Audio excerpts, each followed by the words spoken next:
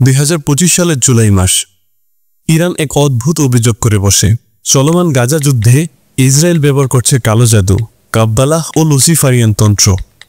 এই দাবি কি কেবলই এক রাজনৈতিক বক্তব্য, নাকি এর পেছনে আছে যুদ্ধের এক অদৃশ্য মনস্তাত্ত্বিক দিক?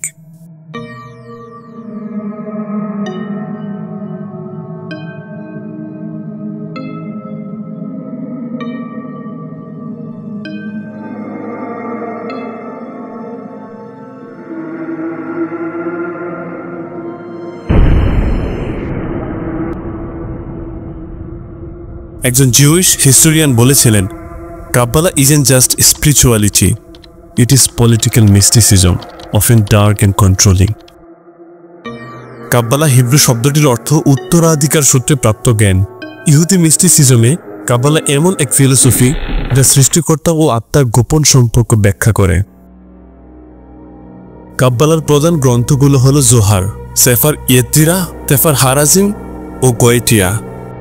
এই বইগুলোতে লেখা আছে কিভাবে শয়তান বা সামাইল ও লিলিতের উপাসনা করতে হয়, কিভাবে গাণিতিক চিহ্ন ও রাশিচক্র দিয়ে কোনো কিছু নিয়ন্ত্রণ বা ভবিষ্যৎ জানার চেষ্টা করতে হয়, আর কিভাবেই বা প্রতীক ও সংখ্যা দিয়ে ইনভোকেশন করতে হয় শয়তান ও জিনের।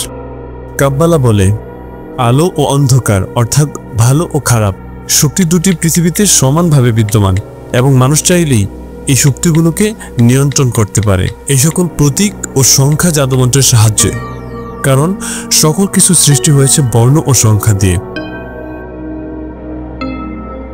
ইমাম ইবনে কাসির রহমতুল্লাহি আলাইহি মনে করতেন, সমস্ত জাদুর শিকড় ও উৎস এই কাব্বালা, যা বনী ইসরায়েলের গোপন গ্রন্থগুলোতে নিহিত ছিল। তিনি সরাসরি কাব্বালা শব্দটির ব্যবহার করেননি, এই পরিভাষাটি আরও পরের। তবে তিনি বলেছেন, ইহুদিরা শয়তানদের কাছ থেকে পাওয়া জাদু গোপনে সংরক্ষণ করত ও জাদুকে ধর্মের ছদ্মবেশে গোপনে শিখত ও প্রচার করত। এটি পরবর্তীতে কাব্বালা নামে পরিচিত হয়েছে। মধ্যযুগেও কিছু ইহুদি গোষ্ঠী, বিশেষত স্পেনের সালামাঙ্কা বা রাইনল্যান্ডের অঞ্চলগুলো কালো জাদু বা ডেমোনোলজি চর্চা করত। বর্তমানেও বহু হলিউড তারকা যেমন Madonna, Aston Kutcher, ব্রিটেনি spheres কাব্বালা centre থেকে এর সিম্পলিফাইড ভার্সন চর্চা করে। সম্প্রতি 2025 সালের 13 জুলাই টাইমস অফ ইন্ডিয়া ও জেরুজালেম পোস্টের প্রতিবেদন অনুযায়ী আবদুল্লাহ গাঞ্জি দাবি করেন, গত কয়েকদিনের যুদ্ধ চলাকালীন বিভিন্ন প্রতীক ও তালিসমান অঙ্কিত কাগজ পাওয়া গেছে গাজার রাস্তায়। তাছাড়া নেতানিয়াহুর বিভিন্ন অকাল্ট স্পেশালিস্টের সাথে সাক্ষাতের অভিযোগও পাওয়া যায়।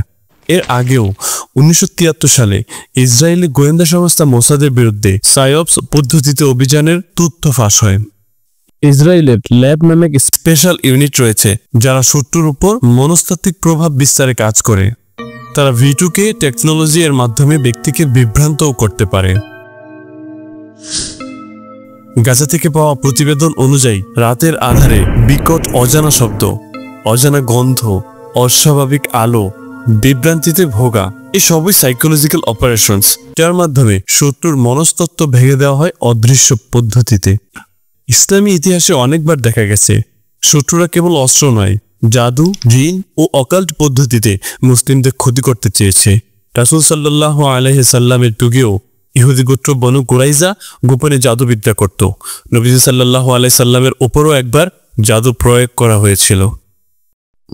গাজা ইসরায়েল যুদ্ধে কি আসলেই অকাল্ট ওয়ারফেয়ার প্রয়োগ করা হয়েছে, নাকি পুরোটাই সাইকোলজিক্যাল অপারেশন? আপনাদের মতামত জানাবেন কমেন্ট বক্সে।